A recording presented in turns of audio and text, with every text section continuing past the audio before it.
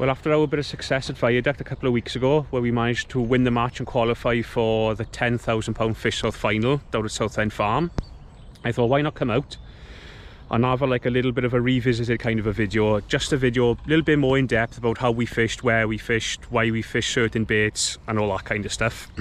You know, during these live matches, everything's a little bit of a mad rush.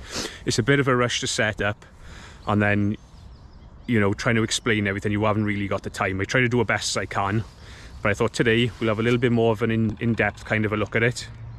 So we've sat on peg, we're on peg 11 on the Pleasure. Like, this peg will plumb up very similar to the peg on Viaduct. So that's why I, chose to come on here. I'm trying to get as close as I can. I don't really want to drive 2.5 hours onto Viaduct to do it again. So we've got a bit of kit out on already. It's a bit mucky here, but we've got the kit, everything out ready. So I'm going to put my pole together now, and then we'll catch up with them on my box, and we'll have a little bit more of an in-depth chat about how it went down. So let me crack on, get some gear ready, and then we can go from there.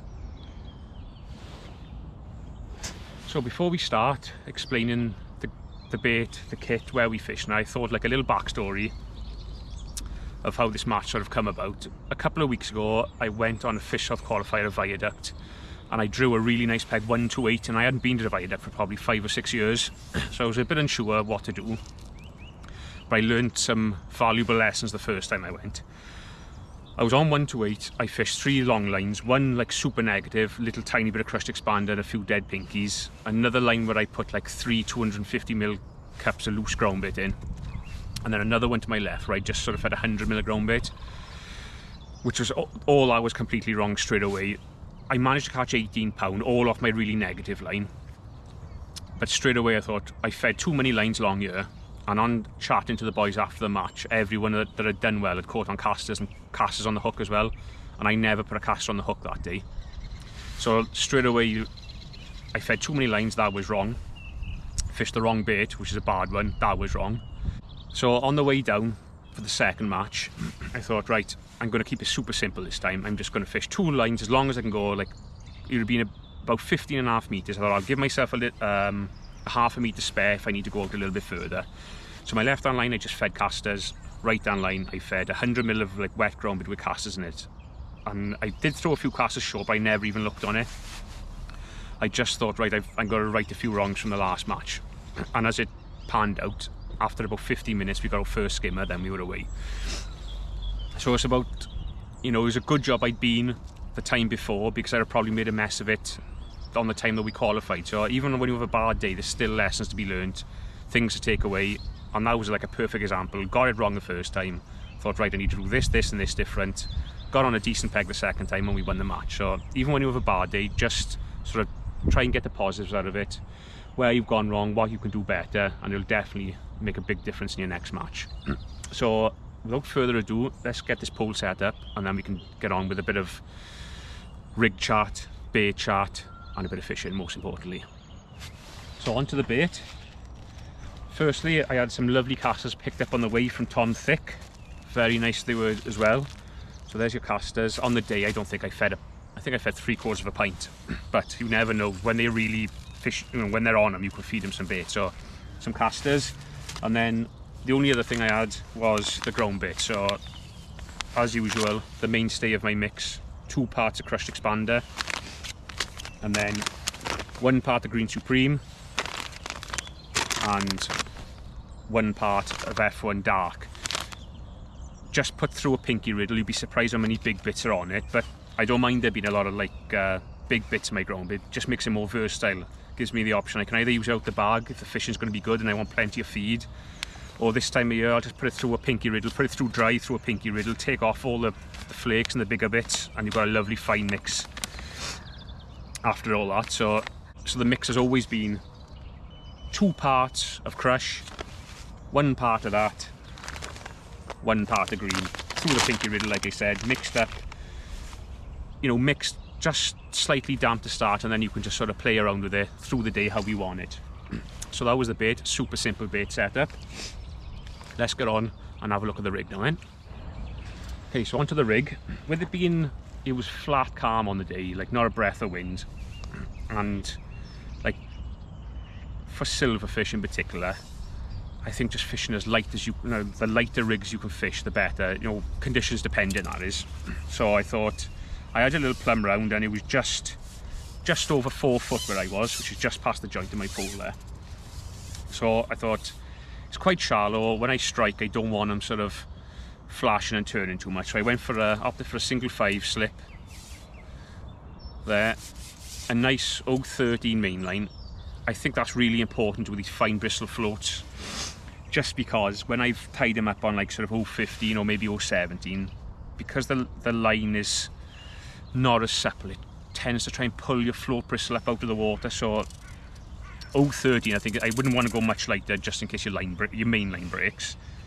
But 013 just seems about right. It's nice and supple. The floats can be dotted right down, and it doesn't affect the way your float sits so much. So 013 end gauge there, tried and tested. 2 little 10 microcubes back shot, and then it's just a 0.2, one of those little Mick Wilkinsons that we've been just using all the time. 3 little rubbers on it, and then like we've done in so many videos, I just think I can't see why you would never want to use this rig. It's so good. I got 2 little 13 microcubes there. They are just trimmers, just to get it dotted right down to a tiny little pimple, because like if you watch the video, you see, like Paul Fillmore is sat behind me, and he's like, you could hardly see the bites, just tiny little indications. So you want to float down to a tiny little pimple if possible. Obviously that's weather depending.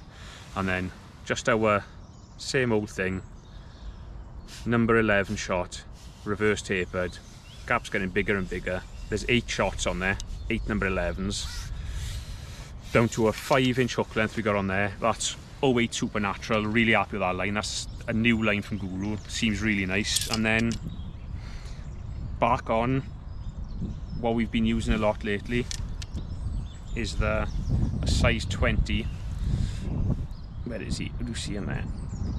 Size 20 F1 maggot. Now we caught 51 pound of big skimmers basically. We did have 2 big perch, bonus perch, 2-pounders, and out of that 51 pound, probably caught 30 fish and only had 1 hook pull, which just goes to show how good those hooks are. Especially like, I've hooked 2 perch and got them both in, and they are notorious for coming off. So like, that tells me that hook is just absolute money for fishing casters and stuff. So I'm super like chuffed with them hooks. I used to use them years ago, like I said before, stopped using them. I've come back to them since we've been doing our videos, and I just can't see I'm going to use anything else now for silverfish fishing. So that's the rig. You know, we've used this rig a lot on all our other videos, but I think it just goes to show you how good this rig actually is. So that's the bait done. Rig, chat, done. Let's get the pole up. We'll have a little plumb up. We can have a little chat about the front rest, and then we can go on to what I fed where, why I fed it, and then hopefully catch some nice big brown turkey plates. So, plumbing up on the day, I had some nice white water in front of me on one line, and it was slightly to my left where I thought the fish were going to be. So I had that 0.2 rig blacked out, and then as I went further to my right, it got shallower, and there was like dark water there, so I had to use 2 different rigs. I don't normally like doing that. I just like to have the same one just to swing back and forth, but you're not always going to get that. So you're going to have 2 different rigs. On the day they were both the same, but I did have a little mishap where I tangled a rig and I didn't have another one of these rigs set up, so I had to use a different float. But if that hadn't have happened, I would have just used the same one. When I plumbed up, I used, because Viaduct is so soft, same as White Springs here, the bottom, like most commercials are the same, I just use a little 10-gram plummet, and like really took my time lowering it in. So what you'll find, if you use a 20 or a 30 and when you're plumbing up and plonking it in, you'll be surprised how much it sinks. So I sort of plumbed up with that, really took my time, marked the depth of my top kits, but through the day I kept plumbing up, because they will like dig the bottom out, if you like, especially like when they're over groundbait and stuff, and they're like really digging into the bottom to get to it. So that little 10-gram plummet, always worth having one on your box. So I'm gonna quickly plumb up 2 lines, left and right, exactly how I done on the day. Okay, so we've got a plummet on now, and we've got a front rest up here, just in front of me.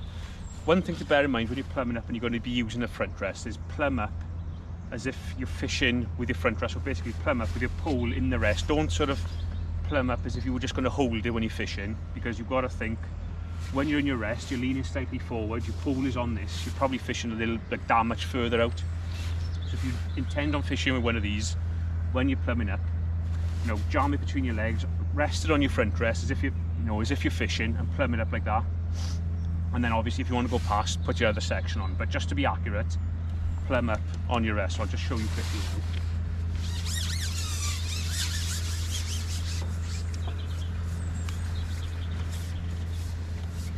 So I'm out of where I'm going to fish. On the day we fish 16 metres. So it's a case of just jamming it in between your legs.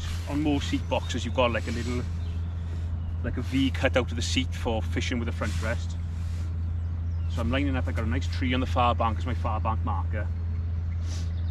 And then just lowering it in, plumbed up perfectly there, just a body over depth.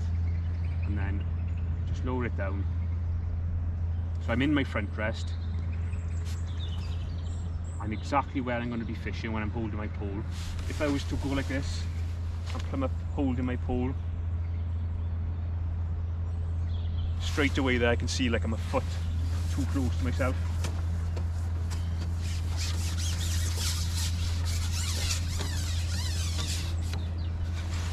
So there's the 2 lines plumbed up. Next little thing is where we fed, what lines we fed what on. So we'll have a little look at that now. So today, like in the match, we're going to be fishing with a front rest. Now, don't just think of front rests for a really windy day, you know, when you're trying to hold everything nice and still. These are brilliant for your, like, winter fishing, silverfish fishing, where you're going to be waiting a long time for bites. Now, for example, at Viaduct, we didn't catch our first skimmer until 50 minutes in. So it's just making everything a little bit easier for yourself. And at the same time you're keeping your rig still over your feet, unless you want to be lifting out and laying it in, which you can do with these exactly the same as you're holding it. But when you put the locker in the rest, holding onto your back shot, you know your float isn't going to be skimming around everywhere. Sat in position, nice and stable, and you're not breaking your back trying to hold it when you're waiting long periods of time. So I would always have one of these set up. You know, when you're fishing for like these big quality silverfish, it's very rare you just drop in and start catching them from the off. It's normally a case of, like what you've seen in a live match, building it up, like take an hour to catch one, and then the next hour you catch a couple, and then the sort of last 2 hours when it's really good, you know, you can just hold your pole then if you want to. Like at Viaduct, when I caught on my right hand line, because he was so quick, when I topped up, I'd drop in and catch literally 4 or 5, one after another, as quick as that. So I didn't need to put in the rest because I was never going to be holding it for very long. It was just a case of laying it in, holding it. You know, sometimes it was like 10 seconds, little dink, clonk, we were away. But on the caster line I started on, it was always going to be a case of like nicking an odd fish, just ticking over. That's where the front rest can be deadly. So don't ignore the front rest. Even if it's flat calm, get it set up, because you'll be amazed how it helps your presentation. So when it comes to the initial feed, to start with, I fed my casters. And I thought I want to put a few in. Obviously I don't want to put loads in, because the more you put in, the longer it'll take to get a bite. So I thought I'll kick off with like,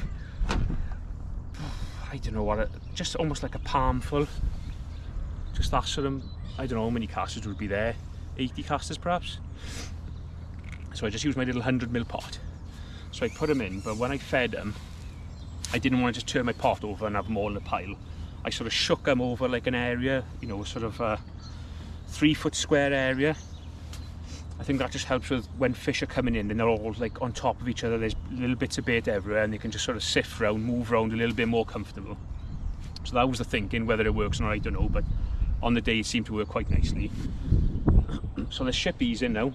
Feed these first, because I would always feed the line you're going to start on first. Or, you know, a bit of a no-brainer, I know, but so we'll feed our casters and then we'll come back and then we'll have a look at our ground bait.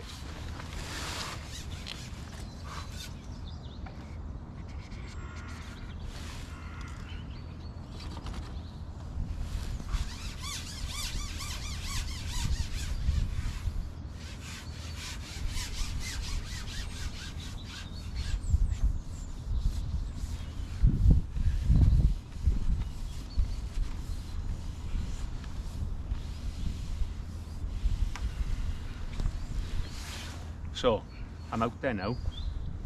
And same as plumbing up, when you feed, you want to be in your front rest. So just get hold of your pole, pick it up, and what I did when I fed it from quite a height and just sort of sprinkled them all over the show. So what I'll do, I'll just turn my pot over a little bit at a time and just shake my pole like that, spread them around over a nice little bit of an area like that. And then what I did then was I fed a few and then came back. So I just shipped a little bit of my pole back and then I sprinkled some more. Just tap them out, nice little area. Ship my pole forward a little bit more. A little bit more bait. And then sort of rattle the rest in, shake them out.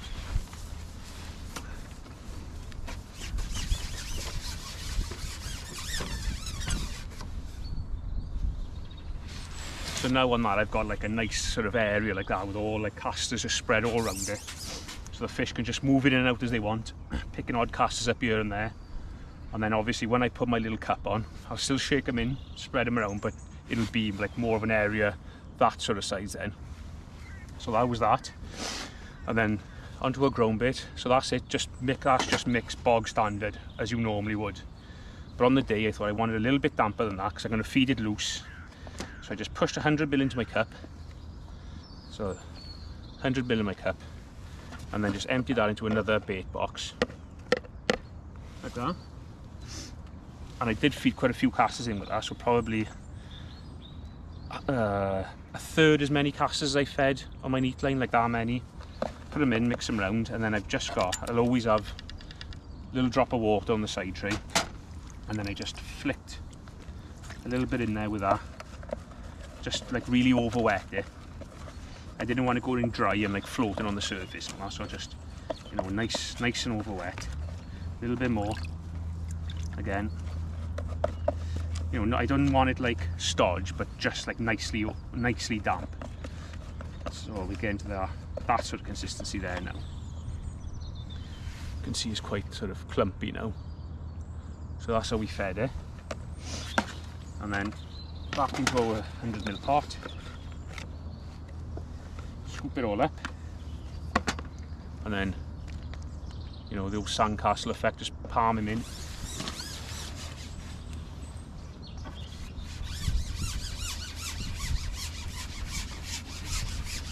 So just line up with your far bank marker.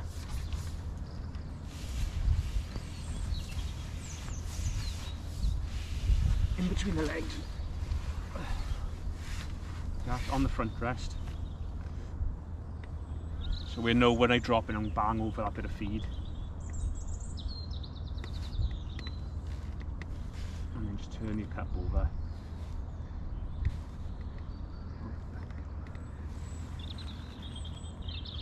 Now let it sit there for a second, just let that bait just clump out, there we are, gone. And that's gone straight down because there's so much water in it. So I'll just go down now and then sort of open up on its way down and then make a nice little carpetish sort of area of groundbait, and then you've got your odd little casters mixed in then. So that's the feeding. I don't think there's a great rush to start. So we'll just have a little chat about our little pole pot that we used to sprinkle casters in when we fished. And then we'll get out there. Might be a slow start, but that's where the front rest comes in. See if we can nick a few skimmers. So the initial feed's in. Whilst we're waiting for that to settle, I just thought we'd have a little look at the pole cup I used. After I'd caught a few fish off that initial feed, I felt like you wanted a little bit of bait being sprinkled in, just some casters falling through the water. Because it was at 60, we fished at 60 metres, what I didn't want to do was pick a carty up and start loose feeding and then like have a couple of bad feeds and they just go everywhere. I didn't want anything going past my pole tip. I'm happy for them to land short, but at the same time, I want them over a little bit of an area, but I don't want them, like sometimes with casters, at 16 metres, they can just go everywhere. So I decided on, that's a medium guru pot, that one. That's how it comes with the holes in it. It's got 4 little holes. But what I've done is just to help release the feed a little bit quicker, especially with casters, is I've just like sort of cut them out. Let me take the lid off so you can see better. Oh, drop the cup. So that's where I've got now. So that's how it was, and then I've just sort of cut it so all 4 holes connect. So they don't bounce out when you're shipping it out, and when you turn it, you can still sprinkle them, you still rattle them in, because you've got the little points, the 4 little points there, stopping them from all coming out in one go. Just sprinkle them in, just gives you a quicker release, and you're not like sprinkling, you know, trying to get them out can be a bit of a job through that one. So that's what I settled on the day, one of them. Just cut them out with a little pair of scissors, only takes a few seconds.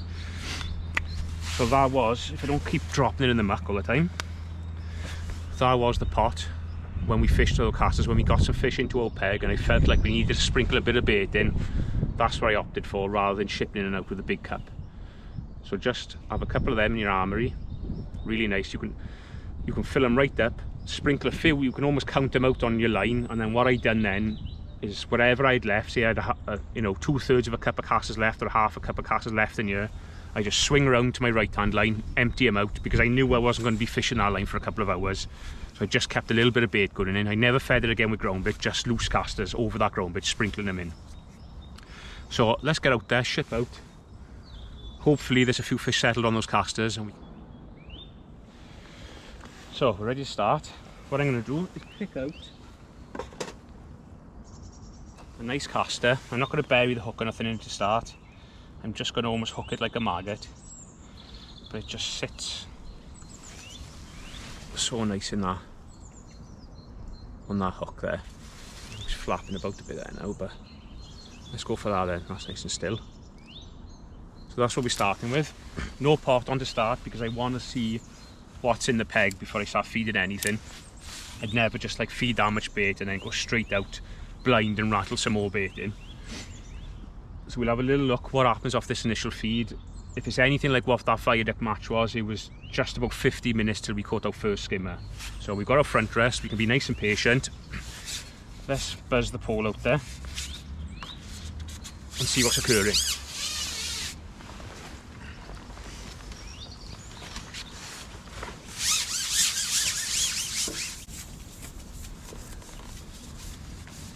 Right, just ship out the full 16.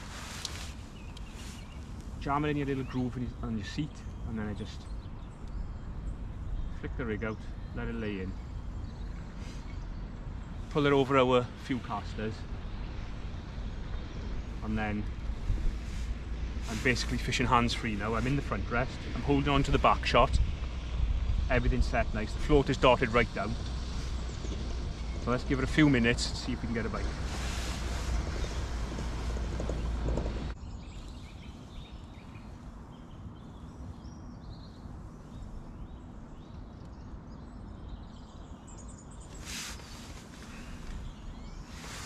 What's nice for this, you know, early on in the session there's not many bites to be had, but you're not killing yourself.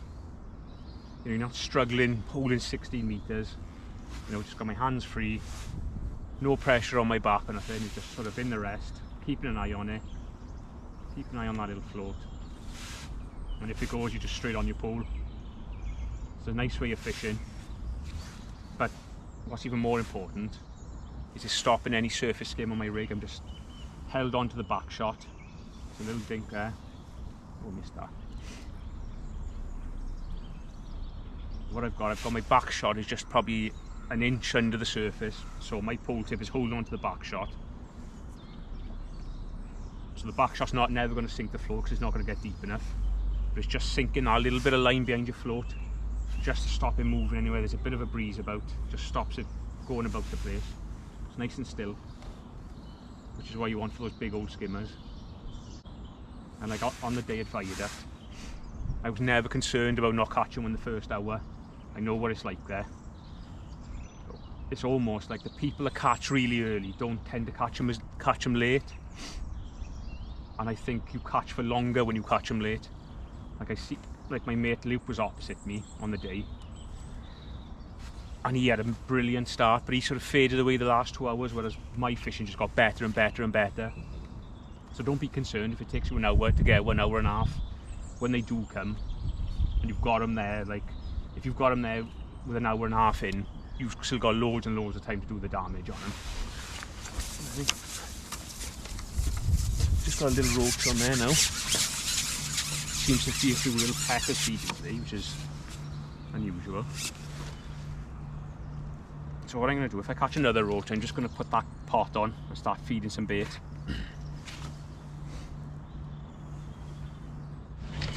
Right, so we've been fishing for a little bit now and we've just caught a couple of those little sprat roach, not really what we're after. So I think it's time to start getting a little bit of bait falling in the water, trying to attract some better fish into the peg. So I'm just going to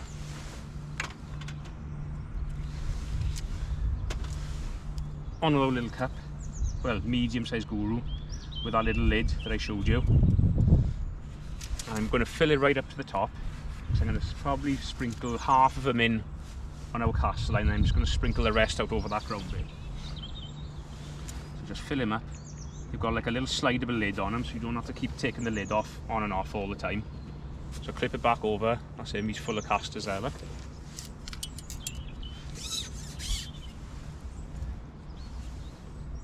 So I'll just quickly bait up, and then I can show you sort of how I sprinkled them in on the day. Hook him on there.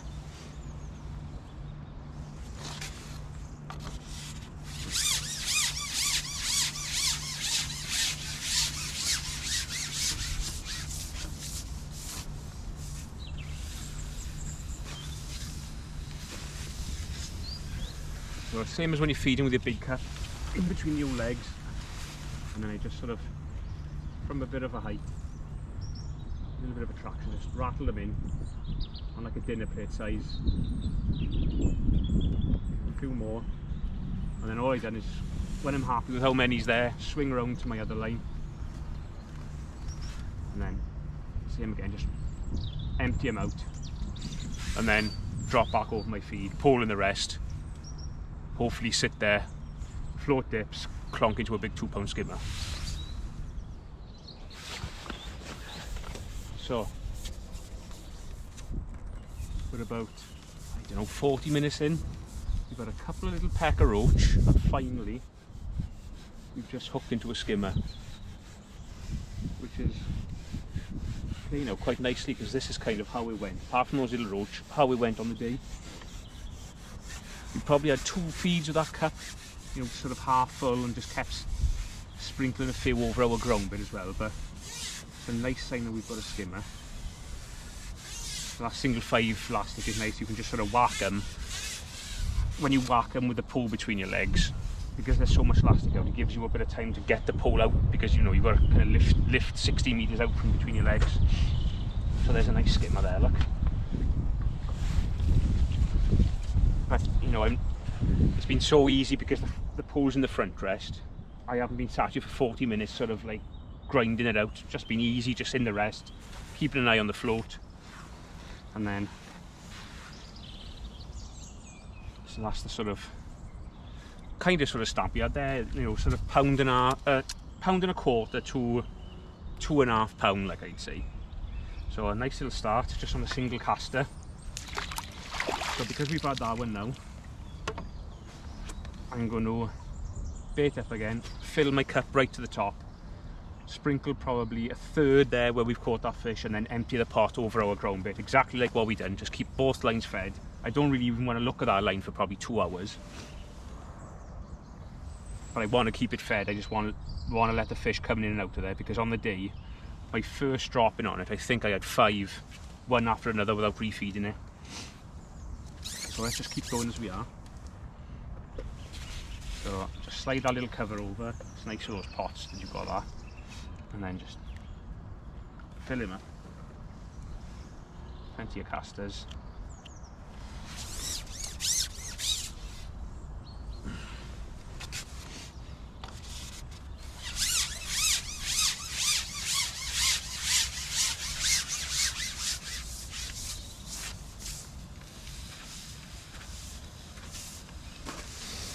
You might lose an odd one on the way out, but that doesn't really matter.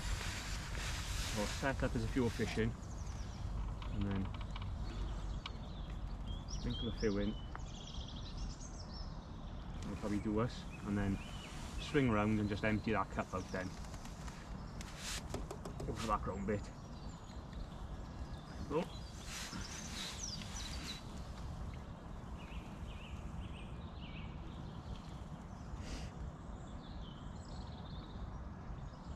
lay the rig in there to the side this time,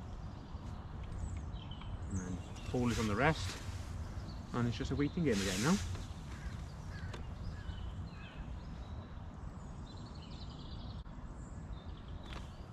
Oh, there we go. Tiny little bite.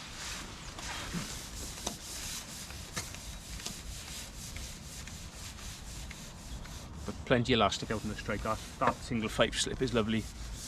Perhaps was a little bit light on the day, but what I found, because it was so shallow, even hooking them on this, when I hooked them, they'd sort of come straight to the surface and be a big bow wave on the top. But with this 5, you can just sort of, especially when you're fishing a long way out like this, I don't want to be shipping back and then checking, you know, making sure I've got enough elastic out. With a single 5, you can just whack them, ship it back. There's always going to be plenty of elastic out. So this one feels like a slightly better one. Oh yeah, nice fish. Oop. Let go of the handle then. He's just wrapped himself up in the line there. There you are, like peas in a pod there. That's them. Just hooked inside the mouth. So we're starting to get like a bit of a picture of how the match went. As soon as I got my first one, I had a little flurry. So it'll be a case of now just keep doing what I'm doing, sprinkling probably 1/3 of a cup in. But what I've got, and something I always tend to do, I've just got a little dolly butt that'll go in the back end of my pole, because I did have, when it went hard, I did have an odd fish off the back of my feed. Now I didn't have loads, but if you totted up through the day, I probably had 70% on my feed and 30% just past my feed. Well, that 30% is the difference between winning and not. So always have, don't ever go to your full capacity, always have like enough, a little bit in reserve, just to give yourself a chance to go past the feed. You'll be amazed how many fish will just sit off the back. So that's there. We don't need it quite yet because there's some fish over the feed as it is now, but I'm sure at some point through the session, just at Viaduct, we have to ship past and just like take over when it gets tough.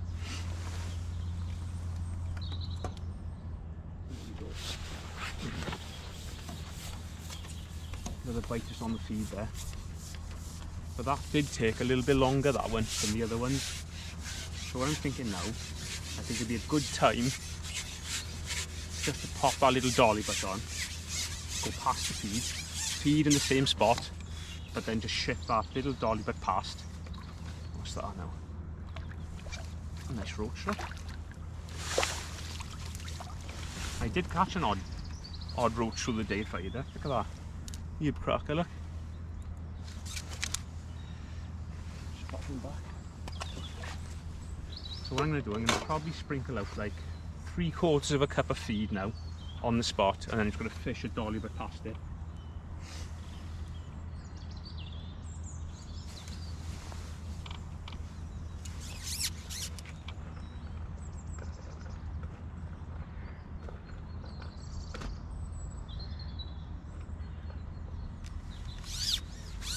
So what I will do, I'll fill up the cup again, feed most of it where I want it, and then whatever's left then I'll just ship round to my other line and rattle in whatever I got left on that line just to keep it topped up. So we've had a little look past our feed. Nothing's really happened, to be honest, an odd little indication that I missed. So I'm going to drop back on my feed now, try and catch another skimmer or 2 on this, and then I think we'll swing round and have a go on our Groundbait, see if that's any better. And then from there we can do what we done in the match, which was our casting line was brilliant for 3 hours, but then when it sort of faded away, when I dropped over there and I had a good run there, when I came back to my just caster line, it never really took off again. But because the Groundbait was so good, I switched my caster line to Groundbait, which is, you can do, when you've only fed casters there, you can sort of feed whatever you want over the top, whereas if I'd fed Groundbait there to start and it wasn't right, I think you'd have to plumb up a new line. You wouldn't just be able to go and sprinkle casters over it. So let's see if we can cast 1 or 2 more on this, drop in the Groundbait, hopefully the Groundbait will be good, and then we'll convert our other line to Groundbait and see what happens with that.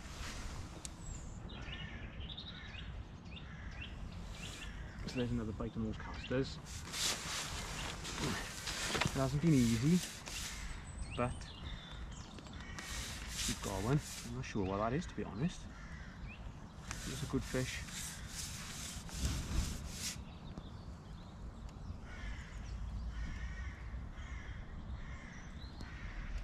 I think that's like a, I don't know what it is. It don't feel like a carp, but it's like some kind of a big silverfish of some description.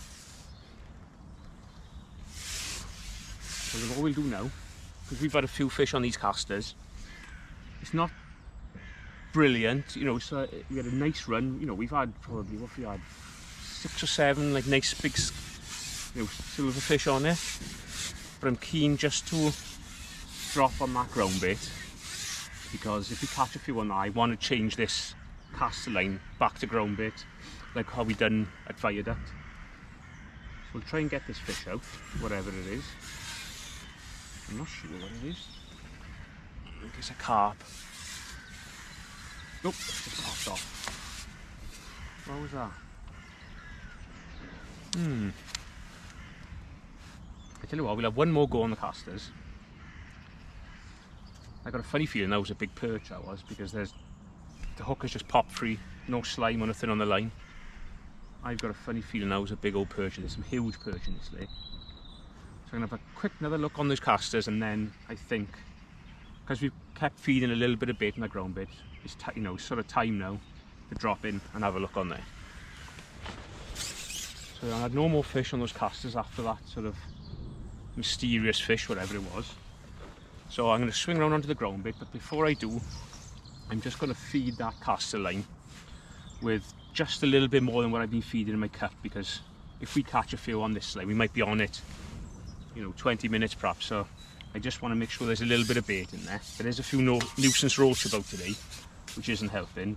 So I want to make sure there's some bait in there, if any skimmers do arrive on it. So I think it's a case of just topping this line up now. And then hopefully there'll be some skimmers over this ground bait, and then we can make a sort of a judgment then, like we did at Viaduct, just to make sure we're doing it right. Right, the time has come to have a look over this ground bait. So I'm going to take our little pot off. We won't need that for a minute.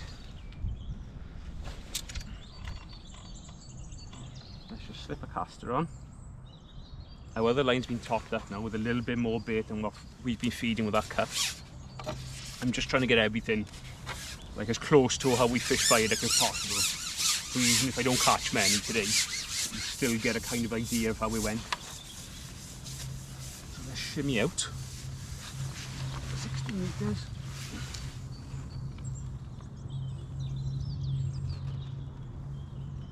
Lay the rig in.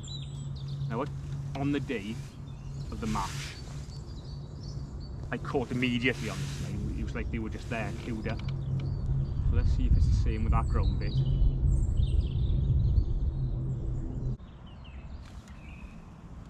There we go. Another fish on that ground bait. So we've had such a good response on that ground bait. I'm almost straight away thinking, right, the casters was never as good as this, just neat casters. So I think what I'm going to do, exactly like what I done with Viaduct, I'm going to convert my caster line into a ground bait line the same as this. So let's just have a look what we've got on the end here. Yeah, look, a nice big skimmer, look.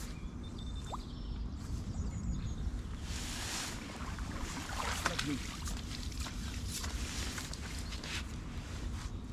Get in. That is a dandy. These kind of fish, they love ground bait, like fish meal and all that, but there's always a place for that caster line like what we started on, just to give yourself a nice, I feel like with those casters it almost guarantees you a good, well, not a good start, but how do I explain it, sort of, you can't go wrong, I'd say, just starting off, sprinkling a few casters in. You know, at Viaduct we caught a dozen on those casters before we went on the ground bait, and today we've caught maybe 6 good fish on those casters, so it's definitely a place for them. But now I know they've got a taste for the groundbait, I think it's time to convert that line. As he was fading away on us anyway, if it was brilliant I wouldn't, but as it's fading away on us, I think let's put some groundbait in there and just see if we have the same result as what happened at Viaduct.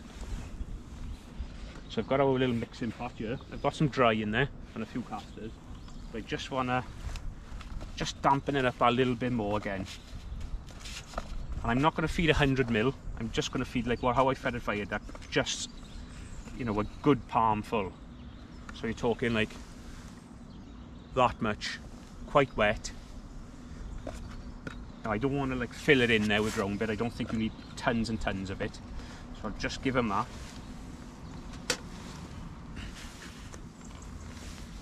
Just push it in my pot, probably 50 ml there, 50 ml of groundbait and some casters in with it. Let's feed that.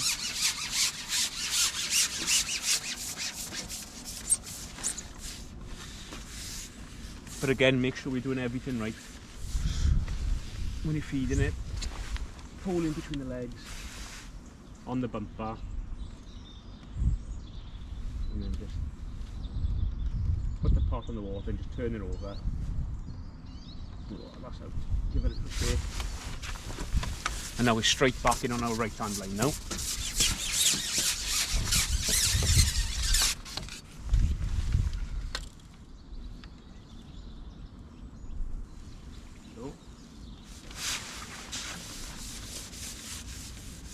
Fish.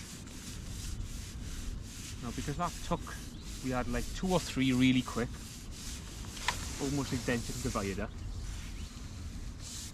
but we've waited, we've had a little tiny roach and we've waited quite a while for that bite. So what I'm going to do, like what I've done in the mat, I'm just going to top it up with a little palmful of loose with some casters in it and just give it sort of 8 to 10 minutes on my other line and then drop back in. Hopefully we can just keep having them in little bursts, because that's what's happened at Viaduct. On this line, my pole trying to get away, they would come like 3 or 4, like in 3 or 4 drops, and then it was sort of time to top it up and leave it alone again. So there's your caster hanging out of his mouth there, like. Skim that.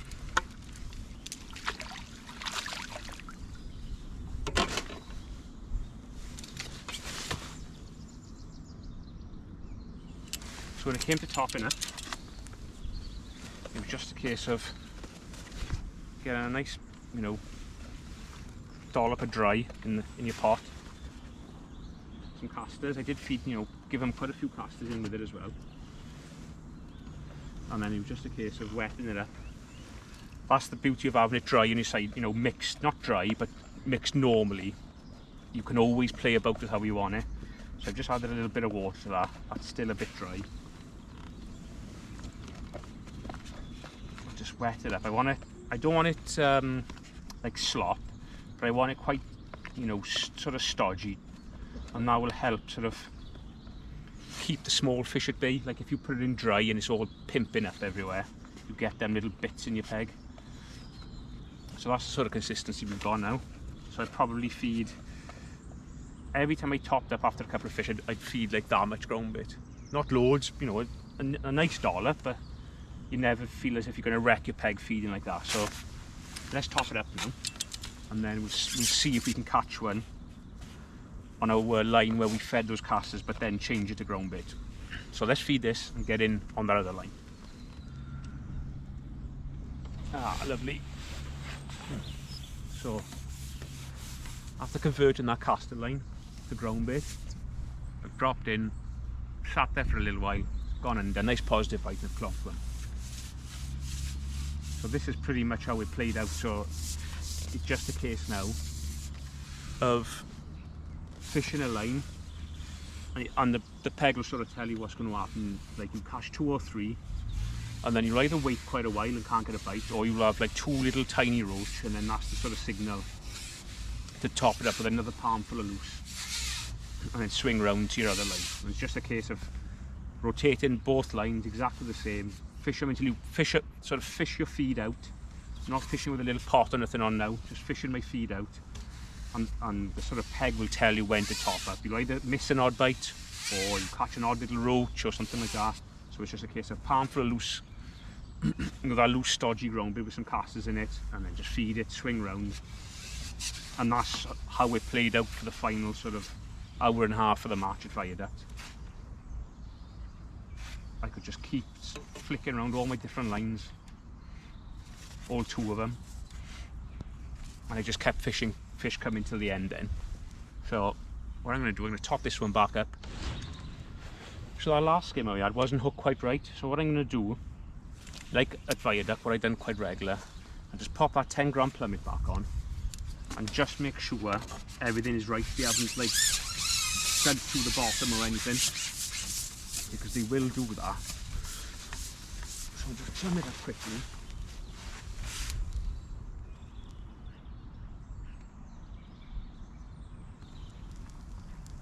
Yeah, we seem pretty good. Just try this side. Yeah, we're about right. So nothing's dug the bottom out. The fishing hasn't been good enough, I don't think. But you've just got to keep an eye on that. Like if you miss an odd bite, you maybe foul up one. Just it only takes 20 seconds, not even that, just to replumb those lines up. Just make sure everything's bang on all the time.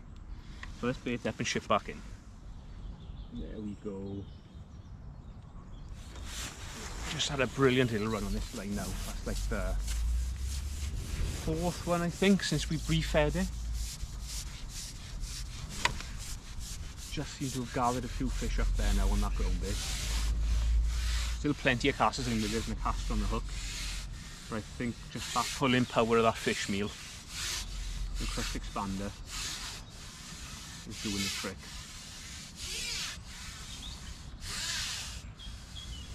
Good fish again, nice big skimmer, I think. So it's just a really easy thing now, is just sort of, I'll keep fishing this line so I can't get a bite, top it up, swing round, do the same thing over there, catch till I can't get a bite, top up, and you can just rotate both your lines, keep them coming. Oh yeah, nice big skimmer. And don't forget, if you're enjoying this kind of stuff and you want to see a little bit more of it, give the subscribe button a clonk. It'll keep you up to date with all my new videos. I've got plenty in the pipeline. Look at that, absolute clonker. You've got plenty of live matches coming up and more tutorials, so just keep an eye out for them. So I think one more drop in on that one, and then we head off to top this one up, head off over there, catch 1 or 2, and then I think we'll have a little rundown of how it's gone.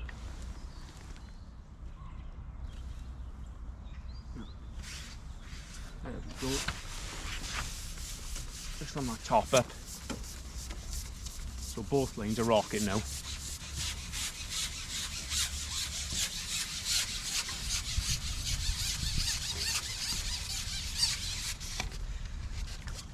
So this big chunky roach. Pan him out.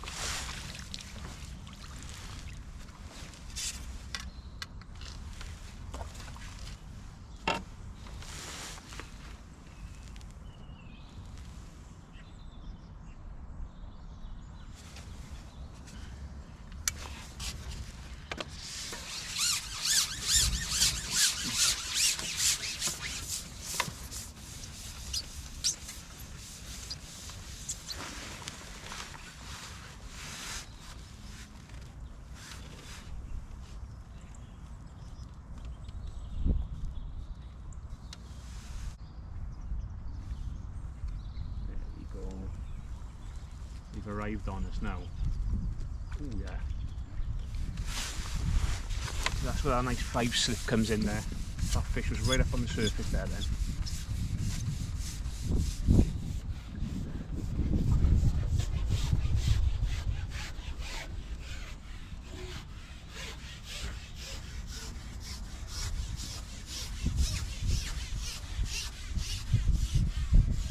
It's almost played out identical to that match at Viaduct, so it's been a brilliant little in-depth session. still plenty more silverfish matches on at Viaduct through the winter. So why not head on down there with these few little things I've run through today. I'm sure they'll put you in good stead to get a couple of nice netfuls of commercial silverfish. Well, there you are, that's the end of the session. It's been brilliant, to be fair. It's almost worked out identical to how Viaduct was. It was quite hard to start with, caught a few on casters, swung round to that groundbait, had a nice run quite quickly, changed the other line to groundbait, and we've just rotated those two lines for the last hour and, you know, caught 2 or 3 fish off a feed, topped it up, leave it alone, swing round onto the other rig, and you're just sort of rotating back and forth. Lovely bit of fishing. That's how you build those good weights. So that is pretty much it in a nutshell, how I qualified for a £10,000 final at Viaduct. So we'll be heading on down to Southend Farm pretty soon. I hope you can take a few bits out of that if you're going to head down to Viaduct. That's a brilliant venue. It's one of the best silverfish venues in the country, just because everything's big, big perch, big bream, brilliant fishing. But a few lessons learned from Viaduct. The biggest thing was going there and doing rubbish. If I hadn't gone there and blown out in spectacular fashion, I never would have got it right the second time. So, like I said at the start of the video, don't be disheartened if you don't go your way and, you know, on a visit back to a venue you haven't been to for a while. Pick out the positives, put them into practice next time you go, and the rewards are there. So I'll probably stay on and fish for an hour or so now. Don't forget, if you've enjoyed this video, give it a like, give it a subscribe. Just helps me grow the channel a little bit quicker, and then we can get more stuff like this out. But also, if there's any tutorials you want to see, put it in the comments. If you want to see more live matches, drop that in there, just so I can get a gauge of what's best. So I'll catch up with you soon on another one. Have a nice weekend's fishing if you're out, and I'll see you soon.